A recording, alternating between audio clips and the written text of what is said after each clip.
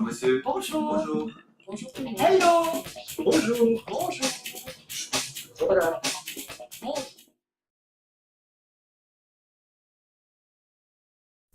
Aujourd'hui, je vais vous parler des droits des personnes qui se trouvent sans abri, et donc plus généralement du droit au logement et des aides sociales du CPAS liées au logement. Donc pour commencer, je vais vous définir qu'est-ce qu'une personne sans abri.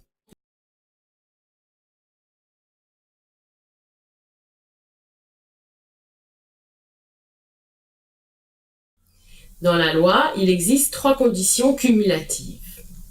La première est d'être une personne donc qui ne dispose pas de son propre logement. 2, qui n'est pas en mesure de l'obtenir par ses propres moyens.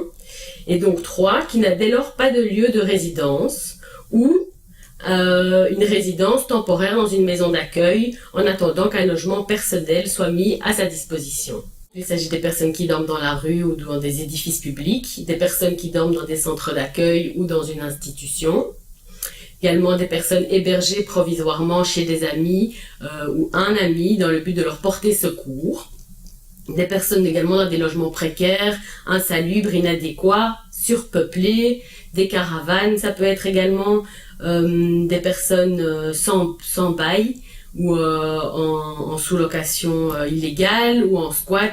Voilà, ça peut recouvrir beaucoup de situations différentes. Franchement, j'en ai aucune idée. Je pense, je sais pas. Le CPAS? Oui, sûrement. J'ai jamais eu affaire à eux, mais je pense que la première chose, oui, j'irai à la commune et je demanderai. Je poserai la question et j'essaierai de voir avec eux où ils m'orienteraient. Pour pouvoir ensuite déterminer quel est le CPS qui sera compétent pour traiter vos demandes, il faut savoir en fait où vous passez la plupart de votre temps pour faire vos démarches et où vous vous trouvez. Vous pouvez dormir, manger, prendre une douche.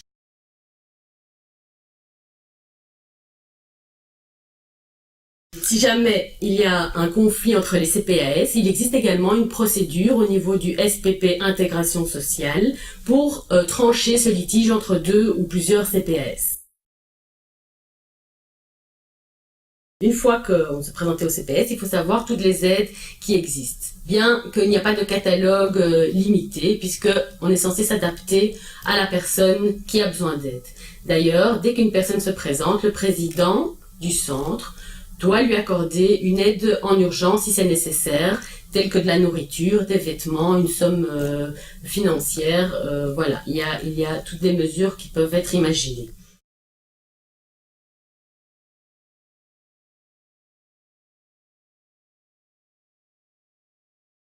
A priori, c'est un minimum vital qui permet théoriquement d'avoir une réinsertion, donc qui doit couvrir ce minimum vital qui théoriquement doit permettre de se réinsérer dans la société.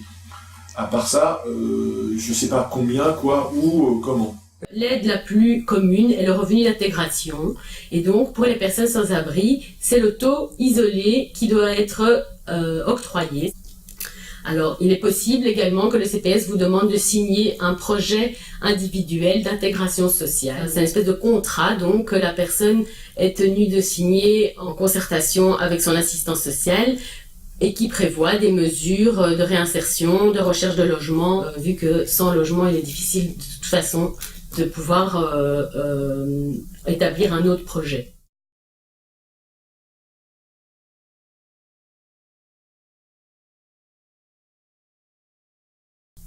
Alors, il faut savoir qu'il existe également d'autres aides qui sont souvent indispensables.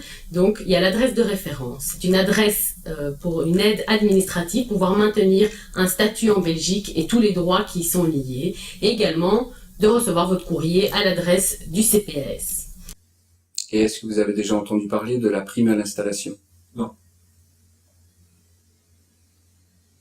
Non, une prime, je n'ai absolument pas entendu parler de BSQ. Ça semble dire ce que ça semble être. Donc, à savoir que ça aide sûrement, ça doit être une aide qui permet de trouver un logement d'une manière ou d'une autre, ou